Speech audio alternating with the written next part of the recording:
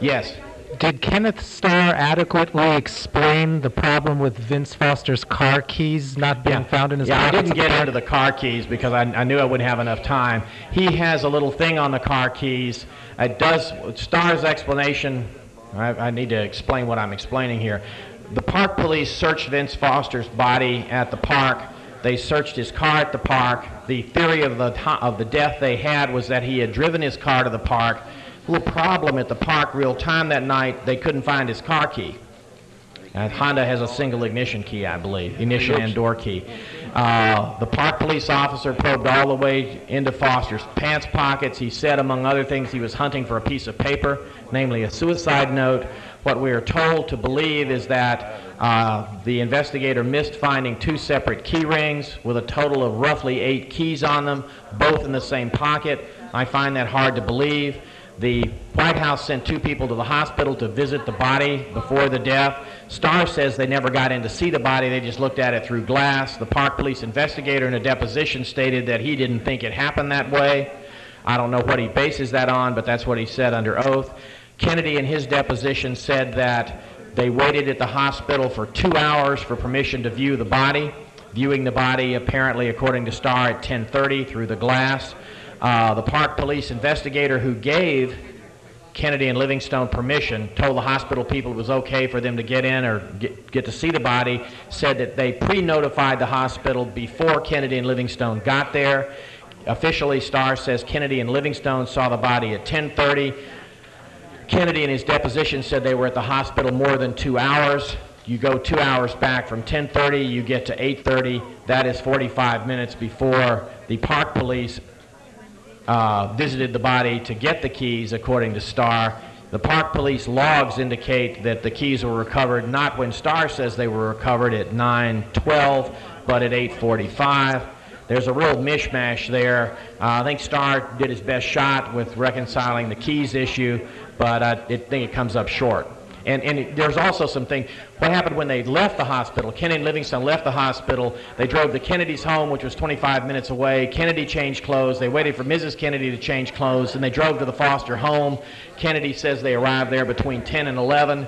That's physically impossible if they were at the hospital at 10:30. So Starr's answer is a sort of answer, but it directly contradicts testimony, sworn testimony on the record.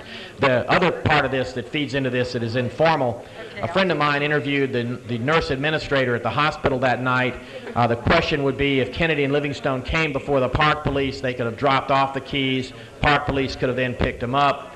If you wanted to search Foster's office that night after secretaries had gone home, it'd be handy to have his office keys. If you wanted to drive his car to the park when he couldn't, it'd be handy to have his car key.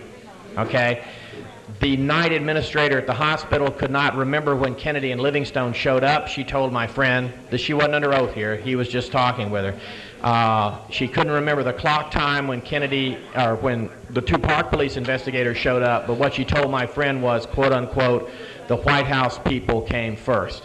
That, right or wrong, differs from what Mr. Starr says. She also told my friend there were no morgue logs. Starr is citing morgue logs that my friend was told by the night administrator didn't exist. So that issue to me is still wide open. Yes? Mr. Sprunt, are you going to tell us why David Watkins was fired? Here is my theory on why a large number of people left the White House. I look at the Foster death as sort of a defense in depth. What we've had with the reports so far is what I call the first layer of the onion. If you run a sophisticated operation, or even if you run a cover-up and you have a long time to structure your cover-up, you have defense in depth. The first layer of the onion is, oh, poor Vince was clinically depressed and shot himself in that park. Case closed. When and if you need to move to the next layer of the onion, I think the next layer of the onion will be, oh, poor Vince, he killed himself, that's true, but he happened to kill himself in an inconvenient or embarrassing venue for him or the administration, some overzealous White House staffers. It really was a suicide, but out of misguided loyalty to Vince and the president, they moved the body. And we know the president's judgment is sound in this regard because all of those people, even though the president didn't know they were doing this, those people exhibited other failures of judgment, causing the president to realize that they should be terminated. So that would be the next layer of the onion. The layer of the onion below that, in fact, he was murdered. It's hard for me to visualize what that would be, but I see this as somewhat of a defense in depth on the cover-up side. That's just the way I look at it. I knew a person who was a special assistant to Mr. Clinton. I met her in Texas in 1979. She and her husband ran the Clinton campaign for North Texas. She became a special assistant to the president. He became our U.S. attorney for North Texas as part of the patronage system. She left the White House in August of '93 after Vince's death. She's a major liberal, but she would not associate, if she heard hall talk about something weird like this, she would bail. And the official reason that she quit was, I wanted to spend more time with my family. She's a hard-charging, liberated Hispanic female attorney. You don't take a job as special assistant to the president and quit 6 months later to spend more time with your family. It's not done. It, in particular, is not done by a female in that administration for those reasons. So I don't know why she quit. She won't say, and she's not supposed to say.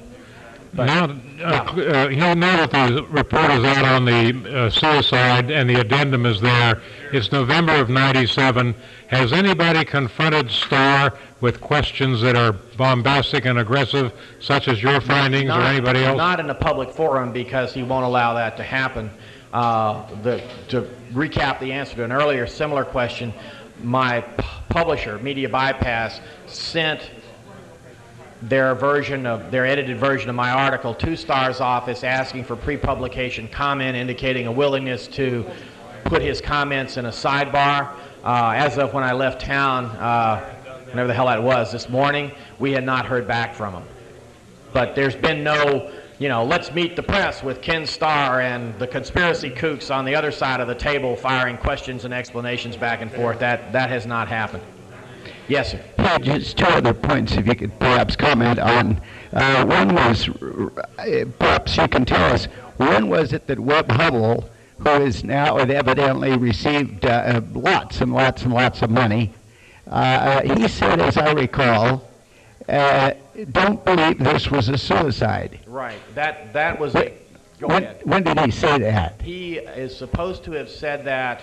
well, the place it appears in public is it's in an Esquire magazine article that I have at home. I don't remember the date of it. But I recall it right at the time. I'm talking about within a day or two. I recall hearing it. Well, the quote harks back to the fact that Webb Hubbell is supposed to have called Philip Carroll, a senior partner at the Rose Law Firm.